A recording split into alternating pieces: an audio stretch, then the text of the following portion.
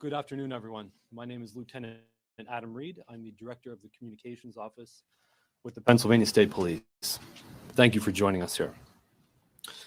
The order of speakers is going to be our Pennsylvania State Police Commissioner, Colonel Robert Ivanchik, Major Christopher Paris, he's our Area 3 Commander, and First Assistant District Attorney, Monroe County, Mike Mancuso. After the speakers have finished, we will then take a handful of questions. Colonel Ivanchik. Good afternoon. I'm Colonel Robert Ivanchik, Commissioner of the Pennsylvania State Police. While I monitored the investigation into the horrific murders of the University of Idaho students, I did not imagine the investigation would lead to the Commonwealth of Pennsylvania. My heart goes out to the families of the victims, their friends, the community of Moscow, and the University of Idaho. No words can heal the pain associated with the loss of a child.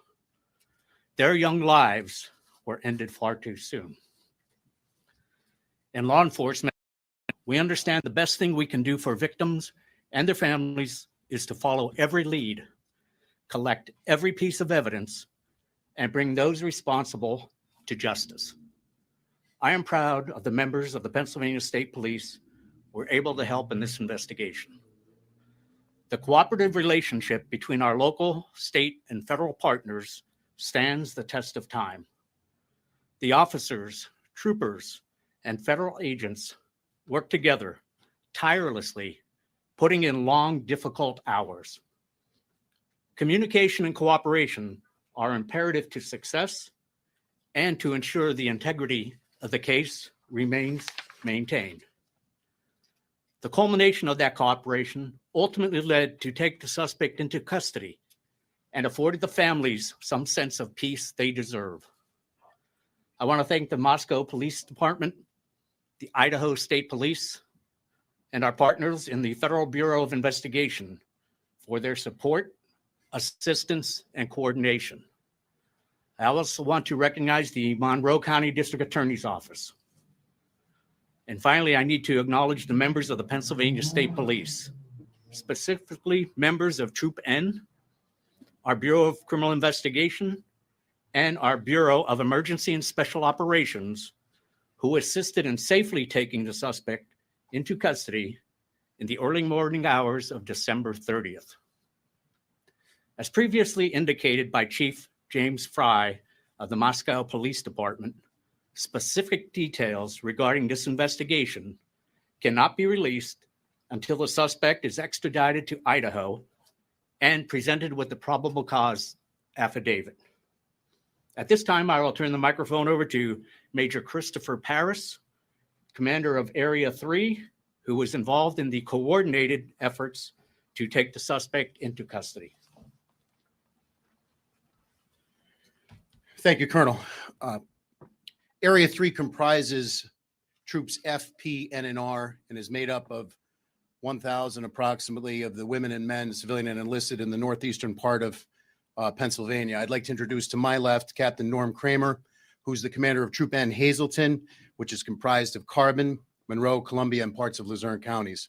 I would like to reiterate, as the colonel said, that Idaho law prohibits any release of information contained within the affidavits. So we're going to do our best today to talk about what phase we are currently in the investigation. And it has entered a new phase with the waiver for extradition. And the continuing primary goal is the seeking of justice through successful prosecution and conviction, bearing the burden of proof beyond a reasonable doubt. So with that in mind, we're trying to balance essentially two things: the public's desire for information against the need to maintain the integrity of the investigation and protect the suspects, accused at this point's due process. So I'll now attempt to give you an operational picture with the best information I can release at the time. So this begins when the Pennsylvania State Police Bureau of Criminal Investigation troopers were contacted by the FBI about assisting with surveillance of the accused in this case. I'd like to take the opportunity to specifically thank several individuals. Special Agent in Charge Jackie McGuire and Assistant Special Agent in Charge Dave Carter from the Philadelphia Field Division, as well as Supervisory Special Agent Bill Vigorito of the Scranton RA. We're very lucky in PSP to have a collaborative relationship with the Bureau, both in Pennsylvania and beyond, and their people are absolutely excellent. So as the investigation progressed, Troop N Criminal Investigation Section, commanded by Captain Kramer over my left shoulder here, began to collaborate with authorities in Idaho. Specifically, I'd like to acknowledge Lieutenant James Curto, who was here today, Sergeant Anthony Ferdinand, Corporal John Chulak, who is not present with us, and Troopers Leary and Knoll, who are here with us today. It was through this collaboration and the charges pending in Idaho that those troopers were able to obtain search warrants and a fugitive justice warrant that was prepared here in Monroe County for the location in Chestnut Hill Township and the fugitive from justice warrant for Mr. Kohberger, respectively. I'd like to acknowledge the Monroe County District Attorney, David Christine, as well as First Assistant Mike Mancuso and their entire office. The support that we received was absolutely excellent. Once those warrants were obtained, the Bureau of Emergency and Special Operations, BESO, coordinates our Special Emergency Response Team, CERT. They were selected to serve those warrants, the 3 search warrants and the fugitive from justice warrant. To define what CERT is, it's a full-time tactical team maintained by PSP to deal with high-risk warrant situations, barricades, and other incidents requiring specialized tactical training or other capabilities. From their perspective, we essentially task them to go out and serve a arrest warrant for someone accused of a quadruple murder. They're activated several hundred times a year throughout the Commonwealth. We don't typically hear of their work in a forum like this because they serve the warrant, the person's taken into custody, and they go about their assignment. They are the ultimate professionals. It's a volunteer team. They're highly trained and highly motivated. Captain Norm Kramer over my left shoulder was assigned as the top comm for the CERT activation, which means he was responsible for coordinating our tactical preparations. So tactical assets were then staged in the county, in Monroe County, into the evening of Thursday, December 29th, last Thursday. And in the early hours of Friday, December 30th, those warrants were executed at the location. Mr. Kohberger was taken into custody without incident. The scene was turned over to the FBI Evidence Response Team for processing. Mr. Kohberger was then turned over to the Monroe County Prison, where he has remained in their custody since. I'd like to thank the Monroe County Sheriff and the Stroud Regional Police Department for their support as well during the extradition process. Arrangements currently are being made to deliver Kohberger back to Idaho, where he can have continued due process and face these charges.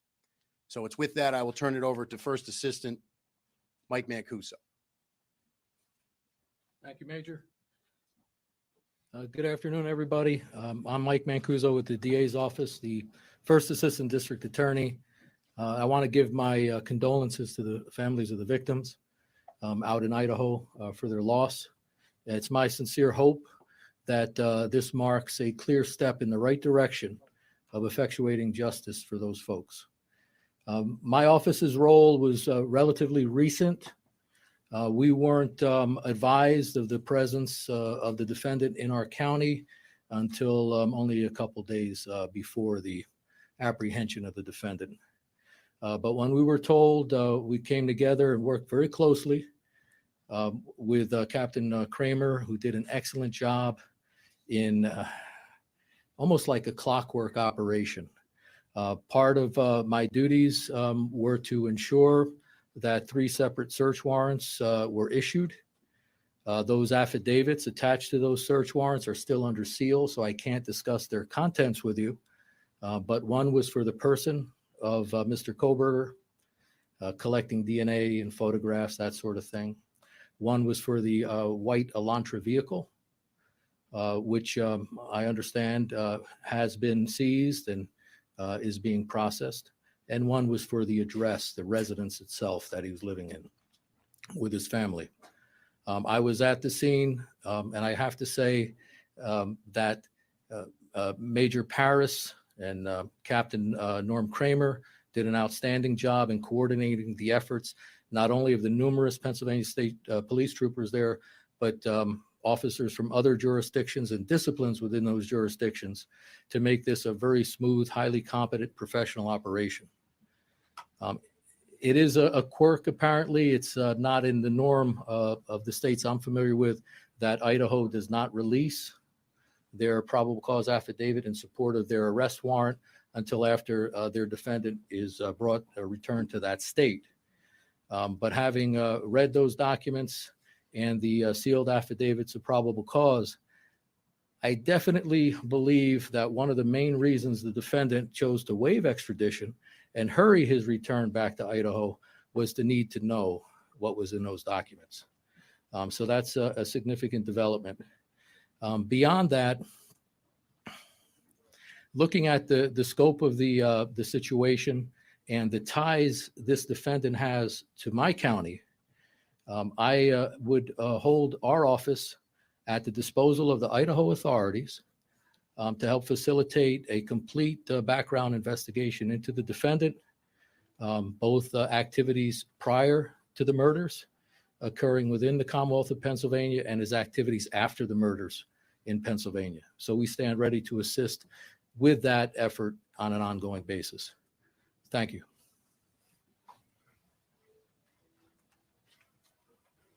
We can now open it up for questions. Can you tell us what state police specifically did, or can you give us any indication as to the operations of state police, when you were notified? You talked about putting tactical in the area. How long were they there? And what's the... We're not in a position to give you an exact time. It was at some point prior to when the surveillance was taken, as the investigation progressed to a point where search warrants could be obtained, and the probable cause for those search warrants and an arrest warrant, a fugitive from justice warrant based on the arrest warrant out in Idaho were obtained. We began to take the tactical steps to plan to serve them. Were you collecting evidence prior to his arrest? At this point, like we said, it's very much pertinent to what's in the affidavits, which we cannot speak about. What's it about his demeanor when the arrest actually happened? Present sense impression, as likewise ongoing investigation, can't discuss it.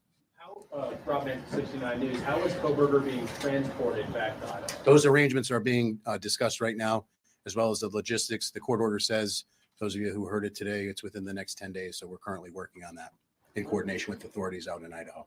Sir, I can't comment. I don't know. Is he being held in the Monroe County Jail until he's extradited, or is he removed to another? No, he is lodged in since he was dropped off there Friday morning.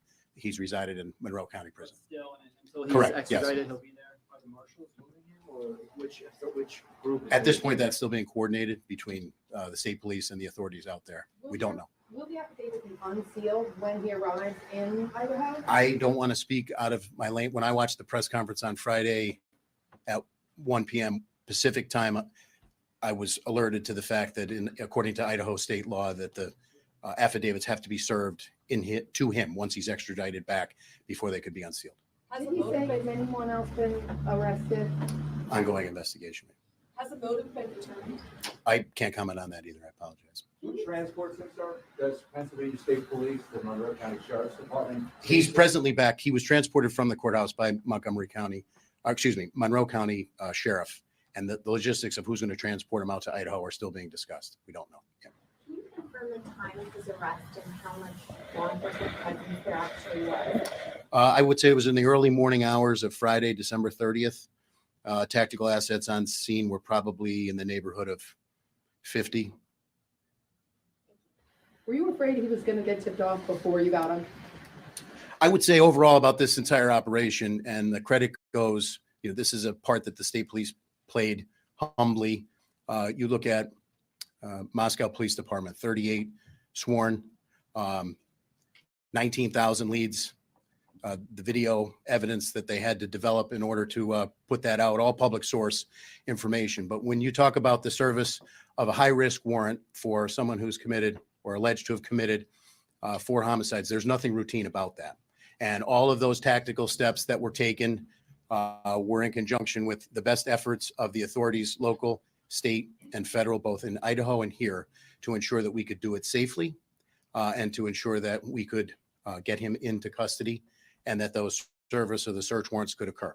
Sir, can we ask a question of the first assistant district attorney? Mr. Mancuso, you described having read to a degree the contents of that affidavit of probable cause, and that you possibly speculated or theorized that he wanted to get back to read that as well, since he can't read that. Can you give us an indication, though, of the seriousness of what he did read? I know you can't talk about it, but can you share with us something? Yeah, I can't get into the details, sir, but I can say it involved the defendant's connection to a scene of a crime consisting of 4 murdered people. So that's the significance of it. Can you confirm that there is a connection between Bryan Kohberger and any of the victims? I can't discuss that. How confident are you that he is guilty of these crimes? That wouldn't be my place to say. Certainly confident enough that there was ample probable cause for the issuance of the various warrants in the case. What was your reaction when you heard this? You've all talked about, you followed this. This happened states away. When you get that call, or you all get the call, that this person could be right here in your home area, what's your reaction? Well, I was surprised, really, Monroe County of all places. It hits close to home. It's a normal human reaction, I would think, under the circumstances. Do you know when he and his father left Idaho or Washington and drove to Pennsylvania, what that date was? No, I don't know the exact date, ma'am. Approximately, we understand the middle of December, is that correct? I think that's approximate. And what about, we heard reports that they were stopped not once but twice on the highway. Can you elaborate? I'll defer to his Pennsylvania public defender on that. Do you have reason to believe that Kohberger is connected to other crimes and unsolved mysteries in the area? I wouldn't answer that question at this time. We start looking at some that may be unsolved, where we move around. That would be a normal thing to do. Question for the BSP here. Said he was taken without incident. Was it safe to say that, I shouldn't say safe to say, but did it seem like he was expecting? I wouldn't comment on what his present sense was. I would just comment that the professionalism of the CERT team and their tactical training definitely proved in a situation like this to do it in the most tactically sound and fastest way possible. Was there anybody else in the house at the time? His parents were in the house at the Did time. they say anything to you? Again, present sense impression. I can't comment on that ongoing investigation. You break down the door. Force was used. The warrants were issued for evening search warrants, which in Pennsylvania requires additional probable cause in order to serve them at the hours of darkness.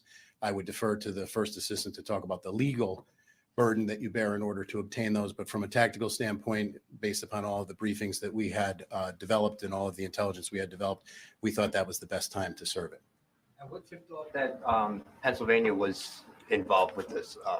We were alerted by the FBI. Troopers in the Bureau of Criminal Investigation were alerted. Anything on like his social media pages that tipped anything? I can't comment. I don't know. Can't comment. Ongoing, like I said. State Police's role here was to serve the warrants and assist with the surveillance, which we've done. We've been part of major investigations. You know, these are men and women who take an oath to protect their communities and the Commonwealth here. We're very humbled with the opportunity that we had, given a case that has really gained international attention to play a small part in it. And our hat is off to Moscow PD again with the size and the complexity of this investigation and the work that they've done to get us here today.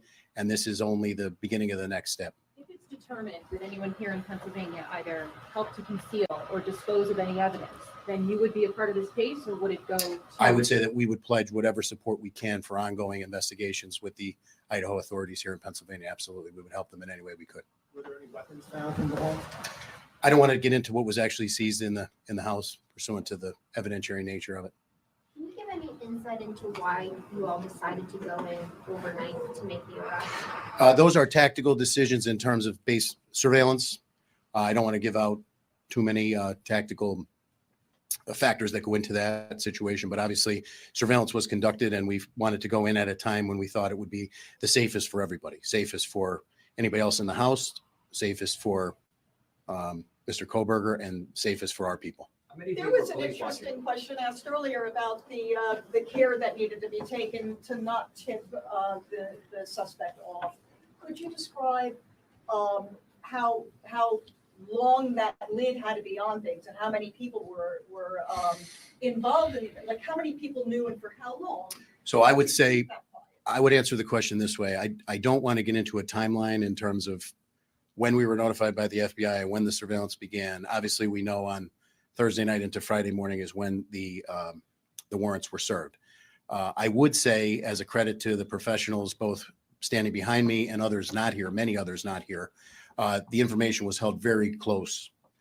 And we did not want to have any situation where Mr. Kohberger potentially would be tipped off. So as a result of that, I would say a close number of approximately 7 to 8 individuals, maybe 10 on the most within the PSP side of this operation knew about it. And for days, can we say? Or- I would say for a period of time. I would not feel comfortable commenting any more than that for a period of time. And then as the tactical assets were brought in, people were briefed. When the movement plan is finally decided, will there be an announcement? Will Not from the state police, so we would defer to Moscow and the authorities in Idaho. when he starts leaving Pennsylvania? Well, we have security concerns now, obviously, to move any prisoner. Anytime you move somebody from a secure prison to another place, we don't want to, there won't be an announcement from the state police in terms of those logistics, but they're being worked on right now. Can you give us your best guess when you think he might be moved roughly? Tomorrow? We would like to do it as soon as possible, but the court order says 10 days. We have 10 days to coordinate it. Can you actually be on a plane tonight? Is it possible he could be on a plane tonight? That's a possibility, right? I would think that's probably not likely. Private plane, or would you fly commercial? We're looking into that right now. Can you confirm or deny that a window was broken in order to gain access into the home? There were multiple windows that were broken, I believe, to gain access, as well as multiple doors. I think the video of the house after the fact confirms that. And that would all be part of the tactical plan based on the floor plan of the house, et cetera, and what the CERT operators would do to serve those warrants. Was this suspect on your radar before, and are you looking at any connections? Wouldn't comment on that based on the ongoing nature. But how about his, did he have a criminal past? According to the UJS, I didn't see anything. I can't comment on a person's criminal history during an ongoing investigation. Sorry, Mr. Mancuso said that you stand ready to assist in giving a complete background of the defendant. What specifically is law enforcement interested in? That'll be the last question after Mr. Mancuso answers. In any case of this nature, and I prosecuted a fair share of homicides, double homicides, that sort of thing. You want to look at any evidence of possible motive. You want to look at any evidence of a pattern, of modus operandi or method. You want to get into the subject's character, mental state to the best you can, that sort of thing. So it'll be an all-encompassing effort, which we stand ready for. Okay. How do you do this? We have our ways. Okay, thank you. Thank you. Thanks, everyone. Just for a quick spelling, I'll give everyone the spelling of everyone's name. It was included in the media advisory, but just so we have it.